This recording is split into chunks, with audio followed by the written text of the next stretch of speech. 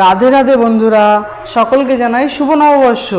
এই বছরে মহাব্রত শ্রী বরুথনী ব্রত, যা পড়েছে 10ই বৈশাখ 24শে এপ্রিল বৃহস্পতিবার। এই দিন আপনারা এই বরুথনী ব্রত একাদশী ব্রত পালন করবেন এবং এই ব্রত পালন হচ্ছে তার পরের দিন, অর্থাৎ 11ই বৈশাখ 25শে এপ্রিল শুক্রবার দিন সকাল 9:25-এর মধ্যে পালন করবেন। তো এইবার আমি বলছি, এই বরুথনী যে একাদশী, এই একাদশী আপনারা একাদশীর মাহাত্ম্য কথা এই বই থেকে একাদশী কেন করবেন এবং এই বরুথনী ব্রত করতে গেলে আপনাদের কি কি নিয়ম মানতে হবে, এই একাদশীর দিনে কি কি করবেন, কি কি করবেন না, কারা ওই ব্রত করতে পারবেন, যা এই ভিডিওটির মাধ্যমে আপনাদের সকলের কাছে পৌঁছে দিচ্ছি, শুনুন। তো বন্ধুরা, একাদশী যখন করবেন, তো একাদশী করতে গেলে সেই দিন ভোরবেলা উঠবেন, ঘুম থেকে উঠে তারপরে ভগবানের স্নান আদি করে ভগবানের যখন কাজ করবেন, তখন তুলসী মহারানীকে কিন্তু বৈশাখ মাসে জল দানে খুব মাহাত্ম্য। তুলসী মহারানীকে তো জল দেবেনই, আর যখন জল দেবেন তখন সেই হাতে জল নেবেন, এটাকে বলে একাদশীর সংকল্প মন্ত্র। অর্থাৎ হাতে জল নিয়ে এই ভূমিতে ছেড়ে দেবেন। কি বলে ছাড়বেন সেই মন্ত্র আমি বলছি এবং নিচেও লেখা থাকবে, তা দেখেও আপনারা কাগজে কলমে লিখেও নিতে পারেন, শুনুন। ওং একাদশাং নিরাহারা স্থিতা অহম অপরাহ্নে ভক্ষামি পুণ্ডরিকাক্ষ শরণং মে ভবচ্যুত। এই বলে আপনারা জলটি মাটিতে ছেড়ে দেবেন। আর ইহা ছিল একাদশী সংকল্প মন্ত্র। এই বলে ভগবানকে জানিয়ে একাদশী ব্রত শুরু করবেন। এই যে একাদশী ব্রত, এই দিন আপনারা কি খাবেন কি খাবেন না সেটা জানুন, আর কেন খাবেন না আর কেনই বা কী খাবেন জানুন। একাদশীর দিনে যে পঞ্চদানা শস্যর কথা এখন বলবো, সেই পঞ্চদানা শস্যের মধ্যে পাপ পুরুষ থাকে। আর পাপ পুরুষ কী করে, আমরা যখনই প্রতি গ্রাসে গ্রাসে যখনই ভক্ষণ করি, অর্থাৎ তখন কি ভক্ষণ করে না, সেই পাপ পুরুষকে ভক্ষণ করি। আর তার শরীরের মধ্যে গিয়ে কী হবে না, আমাদের সমস্ত খারাপ কাজের দিকে মন থাকবে এবং খারাপ কাজে আমরা লিপ্ত থাকব। পাপ পুরুষের কাজই তাই খারাপ কিছু করা। তো তার জন্য আমরা এই পঞ্চদানা শস্য সেদিন খাই না। সেই পঞ্চদানা শস্যের মধ্যে কি পড়ে, গম থেকে তৈরি যেই জিনিস, ভুট্টা, যব, তেল, রবি শস্যর মধ্যে চাল, ডাল, এইগুলো। অর্থাৎ গম থেকে তৈরি বিস্কুট, আটা, রুটি, পাউরুটি কিচ্ছু খাওয়া যাবে না, ময়দা কিচ্ছু খাওয়া যাবে না। তেল থেকে তৈরি যে সমস্ত জিনিস, সর্ষের তেল বা তেলের কোনো ভাজা পোড়া, এই সমস্ত কিছু চলবে না, ঠিক আছে। তারপরে হচ্ছে ভুট্টা থেকে ভুট্টার ছাতু, ভুট্টা, পপকর্ন, এই সমস্ত কোনো কিছু চলবে না। ডাল, যে কোনো ডাল জাতীয়, চাল থেকে চিড়ে, মুড়ি, কোনো কিছু চলবে না। এই দিন এই সমস্ত খাবার, এই পঞ্চশস্য নিষেধ। এছাড়াও এই দিন যারা কোনো নেশাপান করেন, অর্থাৎ বিড়ি, সিগারেট, পান অথবা চা, যে কোনো নেশাই করেন না কেন, অন্তত এই একাদশীর দিনে তা বর্জন রাখবেন।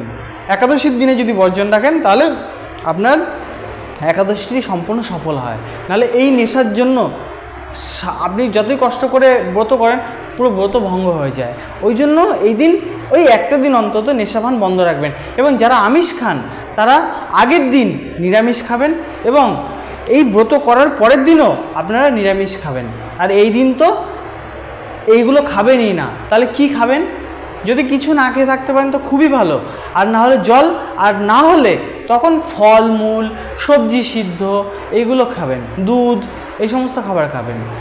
বুঝতে পেরেছেন? তাহলে এই বৈশাখ মাসে বরুথনী একাদশী কিভাবে করবেন? এইভাবে একাদশী তো করলেন। এরপরে একাদশীর যে পারণ, সেই পারণ রয়েছে পরের দিন, অর্থাৎ 11ই বৈশাখ 25শে এপ্রিল শুক্রবার। পারণের সময় 9:25-এর মধ্যে আপনারা পারণ করবেন। এবং এই পারণ কি করে করবেন?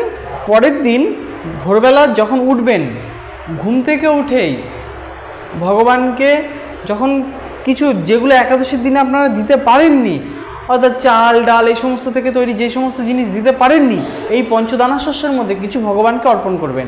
করে তা প্রসাদ রূপে এই 9:25-এর মধ্যে গ্রহণ করবেন। গ্রহণ করার সময় মুখে বলবেন, যা আমি বলে দিচ্ছি, নিচে স্ক্রিনে লেখাও থাকবে, আপনারা এই দেখে খাতা কলমে লিখেও নিতে পারেন। কি বলবেন? তব প্রসাদ শিকরত কৃতং জং পারণং ময়া ব্রতে নানেন সন্তুষ্ট স্বস্তি ভক্তিং প্রযচ্ছ মে। ইহা বলিয়া আপনারা ওই প্রসাদ গ্রহণ করবেন। গ্রহণ করিলে আপনার পালনও সম্পন্ন হবে এবং একাদশী ব্রতের ফলও সম্পন্ন হবে। এইভাবে যদি আপনি একাদশী ব্রত করতে পারেন, আর একাদশীর দিনে চেষ্টা করবেন ভগবানের শ্রী হরি কথা শ্রবণ করার, যত পারবেন পাঠ শ্রবণ করবেন, ভগবানের হরি কথা শ্রবণ করবেন, গুণ নাম সংকীর্তন শ্রবণ করবেন, নাম জপ প্রতিদিন যেরকম পরিমাণে করেন তার থেকে এই দিনটা ভগবানকে প্রসন্ন করার জন্য আরও বেশি মাত্রায় করবেন। কারণ যেহেতু আপনি এই দিন উপবাসে রয়েছেন, তো এই দিন যদি নাম জপ আরও বেশি করেন তাহলে আপনার ভগবানের কাছে আপনি আরও বেশি প্রসন্ন হয়ে উঠবেন, ভগবান আপনার প্রতি আরও দ্রুত কৃপা করবে। এমনিতেই একাদশী করলেই ভগবান প্রচণ্ড প্রসন্ন হয় তার প্রতি, তার উপর যদি তার নাম জপ করেন তাহলে তো আরও দ্রুত প্রসন্ন হবে। এই জীবন তো উদ্ধার হয়েই যাবে, যা এই জড় বন্ধনে আর আপনাকে ভববন্ধনে আসতেও হবে না। এই একাদশী ব্রতের প্রভাব এরকম। আর এই ব্রত করলে আপনার দেখবেন রোগ ব্যাধি নিরাময় হয়ে যায়। বুঝতে পেরেছেন? তো একাদশী আপনারা সবাই করবেন। এই ভিডিওটিতে একাদশী কবে এবং পালন কবে, কিভাবে পালন করবেন, কিভাবে একাদশী ব্রতও রাখবেন। আর হ্যাঁ, এই ব্রত সবাই করতে পারে, 6 বছরের বাচ্চা থেকে শুরু করে 80 বছরের বুড়ো পর্যন্ত এই ব্রত করতে পারে। এবং 80 বছরের পরেও যদি কেউ করতে চান তারাও করতে পারেন, কারণ সে সমস্ত দুর্বল হয়ে যায় শরীর তার জন্য তারা অনেকে ছেড়ে দেয়, কিন্তু তাতে কোনো অসুবিধা হয় না।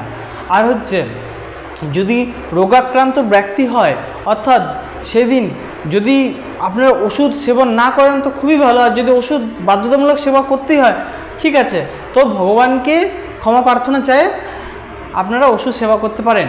আর হ্যাঁ, এই দিন যাদের অশৌচ অবস্থা থাকেন কিংবা মায়েরা তাদের শরীর খারাপ অবস্থাতেও এই ব্রত কিন্তু আপনারা মানসিকভাবে করতে পারবেন। অর্থাৎ ভগবানকে এই দিন তো পুজো অর্চা দেওয়ার নিয়ম, তুলসী মহারানীকে, যেহেতু এটা বৈশাখ মাস, তুলসী মহারানীকে জলদান তো অবশ্যই করতে হবে। তো আপনারা যদি ভগবানকে না দিতে পারেন, তুলসী মহারানীকে জলও না দিতে পারেন, তখন কি করবেন, অন্তত এই দিন যা যা বললাম এই সমস্ত খাবার পঞ্চদানা শস্য খাবেন না, এবং মানসিকভাবে এই ব্রত আপনি রাখতে পারেন, তাতেও আপনার ব্রতের ফল পাবে। এছাড়াও এই ব্রত করলে আপনি যখন এই ব্রতের মাহাত্ম্য কথা শ্রবণ করবেন তাতেও এই ব্রতের ফল পাওয়া যায়।